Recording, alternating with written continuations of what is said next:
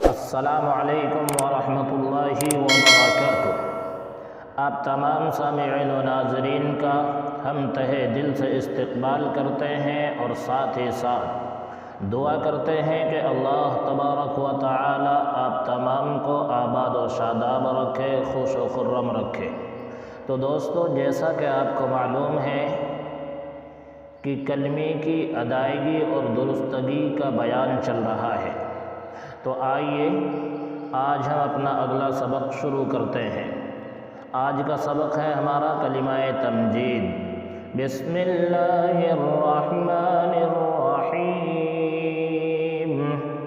کلمہ تمجید: سبحان اللہ والحمد للہ ولا الہ الا اللہ واللہ اکبر ولا حول ولا قوة الا باللہ العلی العظیم۔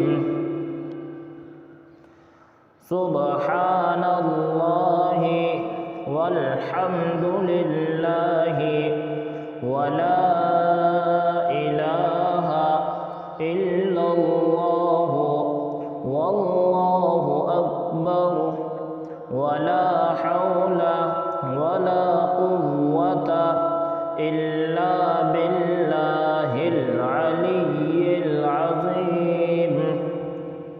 تو یہ ہے اس کے تلفظ، اسی طرح پڑھنے کی کوشش کرنا ہے جس طرح میں نے آپ کو پڑھ کر دکھایا۔ اب آئیے اس کا ترجمہ دیکھ لیتے ہیں۔